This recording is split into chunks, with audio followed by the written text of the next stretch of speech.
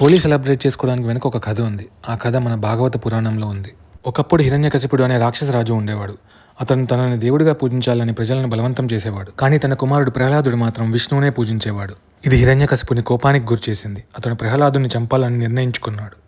ప్రహ్లాదుని చంపేందుకు తన సోదరి హోలికా సాయం తీసుకున్నాడు. హోలికాకి ఒక స్పెషల్ పవర్ ఉంది. తను అగ్నిలోకి వెళ్ళినా తనకి ఏం కాదు. హోలిక ప్రహ్లాదుని తీసుకుని అగ్నిలో కూర్చుంటుంది. అగ్నిలో ఉన్న ప్రహ్లాదుని విష్ణువు కాపాడుతాడు. కానీ హోలిక మాత్రం అగ్నిలో కాలిపోతుంది. హోలిక కాలిపోయిన రోజున చెడు మీద మంచి గెలిచిందని మనం హోలీ సెలబ్రేట్ చేసుకుంటాం. మనం హోలీ రంగులు పూసుకుంటూ సెలబ్రేట్ చేసుకుంటాం. దానికి సాక్షాత్తు శ్రీకృష్ణుడే కారణం.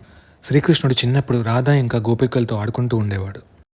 రాధ తెల్లగా ఉందని, తాను నల్లగా ఉన్నాడని ఆందోళన చెందాడు. అప్పుడు వాళ్ళమ్మ యశోద కృష్ణుడికి సర్ది చెప్పడానికి సరదాగా తాను రాధ మొహం మీద రంగులు పూయొచ్చని తెలిపింది. అమ్మ మాట విన్న కృష్ణుడు రాధ ముఖాన్ని రంగులతో అలంకరించాడు. కృష్ణుడు చేసిన ఈ చిన్న పని ఒక ఆనందభరితమైన పండుగగా మారింది. ఇది రాధ మరియు కృష్ణుల మధ్య ప్రేమను ప్రతిబింబిస్తుంది. ఈ రోజుకు కూడా హోలీని మనం ఒక పెద్ద ఉత్సవంలా జరుపుకుంటాము.